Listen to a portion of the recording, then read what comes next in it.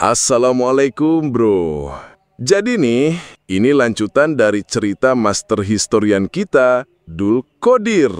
Dia tuh kayak Wikipedia hidup, cuma bedanya suka ada bumbu cabai rawitnya.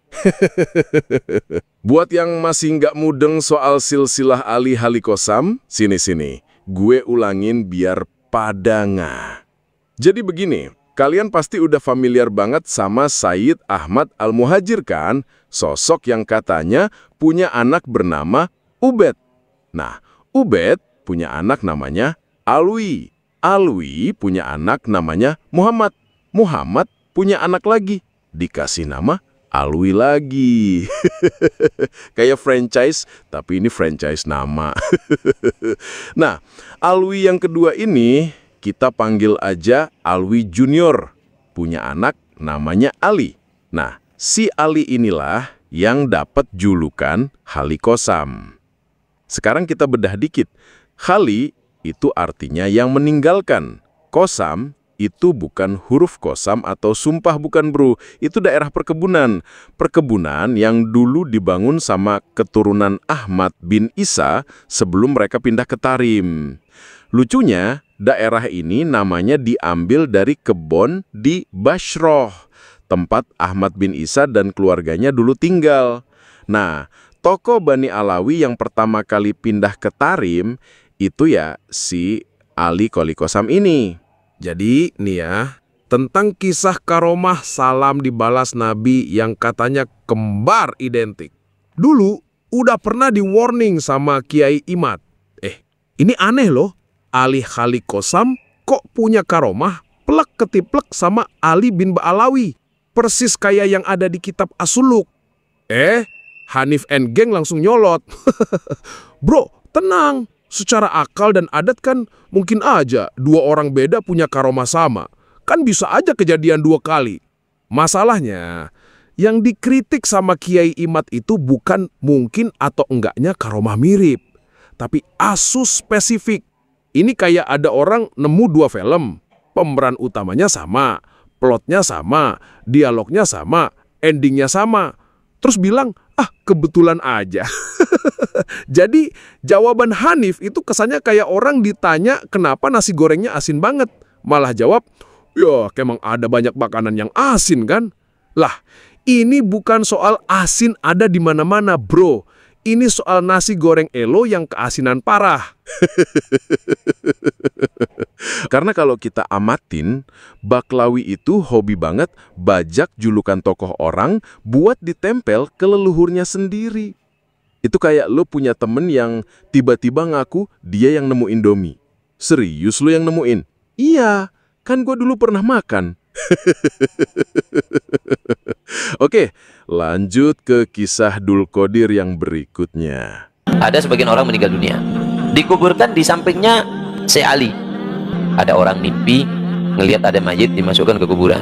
Sebagian mengatakan bukan mimpi, orang soleh melihat di mayit ini ketika dimasukkan ke kuburan. Dia ngelihat bahwasanya si mayit ini ketika mau masuk kuburan ngerasa takut, mau dimasukkan ke kuburan dengar suara. Apa suaranya? Mayit, apa kamu masih punya rasa takut? Belakangmu ini imam besar, Imam Ali Halikosam. Gak usah takut. Di sebelahnya orang soleh. Gue pas denger cerita itu langsung mikir, lah, ini gimana sih? Ali Halikosam yang katanya wali malah digambarin kayak mayit penakut. Yang gue tahu nih ya, wali itu standarnya la khaufun alaihim walahum yahzanun. Nggak ada takut, nggak ada sedih. Lah ini malah jadi la khaufun ya khaufun banget. Kebayang nggak? Kalau bener wali itu nggak takut kuburan, ini malah kayak iklan horor murahan. Datang dan saksikan, wali paling penakut sedunia.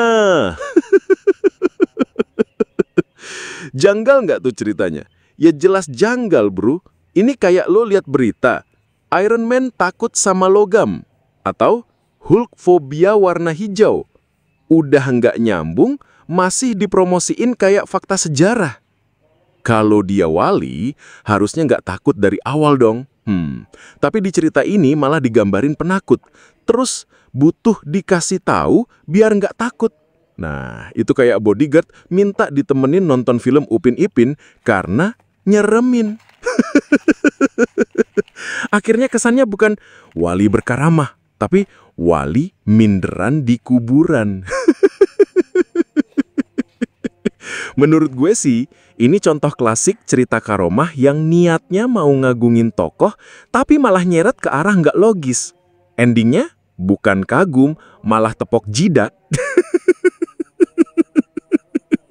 Ya gimana? Niatnya bikin legenda, yang jadi malah film komedi minderan di kuburan. Menurut gue sih, ini contoh klasik cerita karomah yang niatnya mau ngagungin tokoh, tapi malah nyeret ke arah nggak logis. Endingnya, bukan kagum, malah tepok jidat. Ya gimana? Niatnya bikin legenda, yang jadi malah film komedi absurd. Tapi ya wajar sih, ini udah kayak tradisi turun-temurun klan Baklawi. Blunder is our culture. Bahkan kalau blunder itu lomba internasional, mereka udah menang 3 kali berturut-turut, sampai pialanya disimpan di lemari nasab mereka. Oke, lanjut. Ada makam namanya makam kunziyah. Apa makam kunziyah? Jika jatuh satu rambutnya orang soleh di satu pemakaman, maka Allah akan angkat semua daripada adab ahli kubur. Barokahnya walinya Allah, satu rambutnya jatuh di pemakaman. Dengar istilah makom kunziyah, gue langsung mikir, loh, makom apa lagi nih? Selama gue ngaji tasawuf, yang namanya makom itu ya klasik aja. Taubat, waro, zuhud, sabar, tawakal, ridho, makrifah. Gak ada tuh makom kunziyah di kitab manapun. Ternyata definisinya versi Dul Qodir. Kalau ada sehelai rambut orang soleh jatuh di pemakaman, Allah akan angkat semua azab ahli kubur di situ. Barokah walinya Allah. Lah, jadi sekarang derajat makam diukur dari folikel rambut. Gue tunggu-tunggu, abis ini ada makom kutikula sama makom ketombiyah biar lengkap. Gue nggak tahu Dul Qodir ini terinspirasi dari mana. Mungkin dari buku kuno yang cuma dia yang punya. Atau jangan-jangan cuma ada di dunia paralel Baklawi. Serius deh, kemungkinan besar Dul Qodir cuma branding istilah biar terdengar keren, mistis, dan seolah-olah ada ilmunya. Di dunia ceramah, apalagi kalau temanya tasawuf atau karomah, ada aja yang suka pakai istilah Arab yang jarang orang dengar, kunziyah, inilah itulah, biar audiens mikir, wah ini ilmu dalam banget. Lalu selipkan cerita dramatis yang bikin kagum, meski nggak jelas dalilnya. Dan muhibin yang nggak biasa cek kitab, langsung telan mentah-mentah. Padahal kalau di cross-check, makom kunziyah versi rambut sakti itu sama sekali nggak ada di tasawuf. Adanya cuma ada di pseudo tasawuf, alias ngudi-ngudi sufi suka film. Takbir.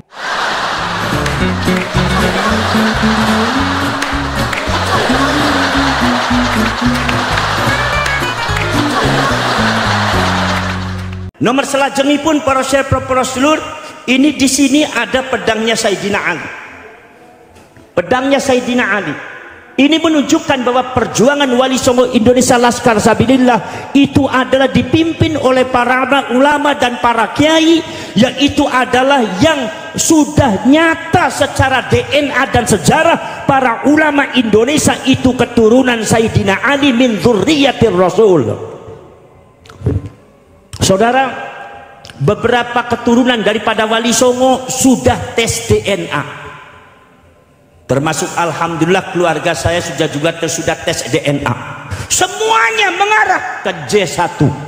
Maka dari itu saudara-saudara kalian, ini menunjukkan saudara-saudara kalian, keturunan yang asli daripada dzurriyyatur Rasul itu adalah bukan dari marga Ba'alwi, dan ini sifatnya ilmiah, tidak dengan keabukan, bukan karena kebencian, bukan karena hasud, bukan karena adawa permusuhan, tapi ini ilmiah, catatan dan hasil data ilmiah secara sejarah, secara manuskrip, bahwasanya dzurriyyatur Rasul yang asli di Indonesia adalah para ulama, para kiai yang ada di Indonesia dan keturunan Wali Songo itu dzurriyyatur Rasul, keturunan Sayyidina Ali.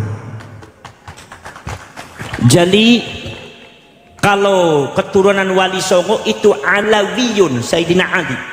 Kalau Ba'alwi itu bukan Alawi, Alwiyun, karena keturunan Alwi bin Ubaidillah. Lamnya disukunkan. Awas, beda Alwi dengan Alawi. Maka kalian menyebut Ba'alawi jangan Ba'alawi, tapi Ba'alwi. Ba'alwi bin Ubaidillah, yang sekarang sudah didapatkan hasilnya bahwa Alwi bin Ubaidillah itu tidak ada catatan di dalam sejarahnya, sehingga Ki Imaduddin Al-Bantani mengatakan bahwa Alwi bin Ubaidillah itu adalah bukan cucunya Said Ahmad Al-Muhajir, bukan cucunya bukan putra dan cucunya Said Ahmad Al-Abah An-Nafat, artinya bukan cucunya Rasulullah. Itu kita harus ketegasan ada. Kenapa? Sebab penghancuran bangsa ini juga diawali dengan pengklaman terhadap mereka-mereka yang mengaku cucunya Rasulullah, akhirnya merusak bangsa ini dan merusak mentalitas daripada generasi muda Indonesia. Ini Sayyidina Ali.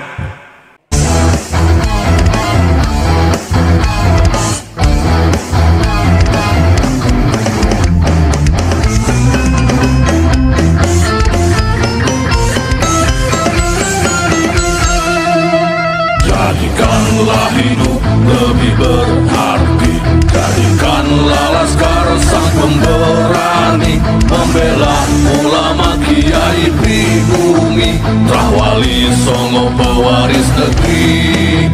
Gelora jiwa ini tak tertandingi, jangan coba-coba mengganggu negeri.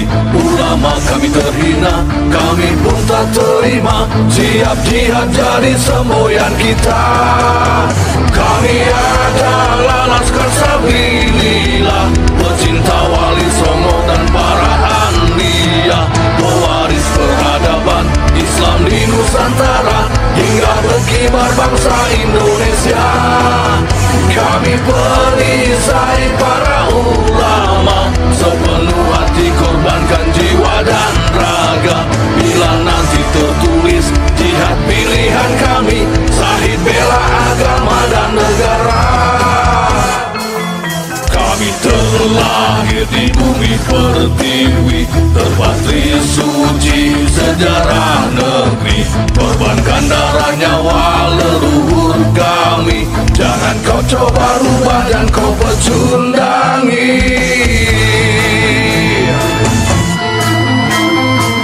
Wali Songo adalah dzurriyyat Nabi, santun berakhlak berbudi pekerti, wariskan agama dan budaya Islami. Jangan coba nodai kami, bela sampai mati.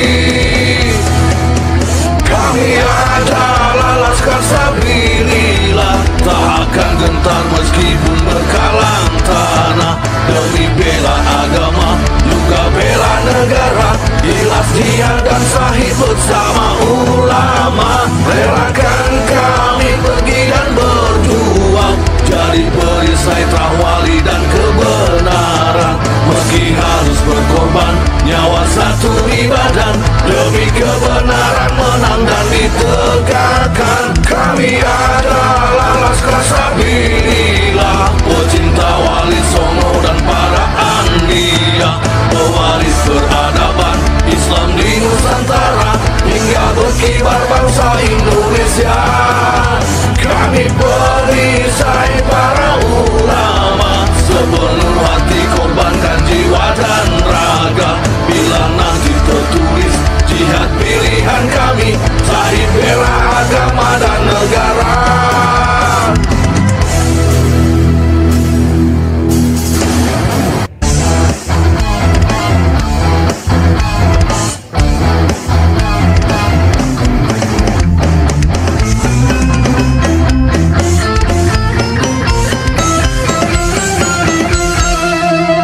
Jadikanlah hidup lebih berarti, jadikanlah laskar sang pemberani, membela ulama kiai pribumi, Wali Songo pewaris negeri.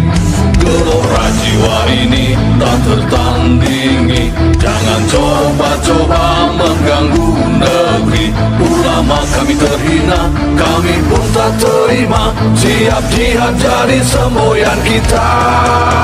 Kami adalah Laskar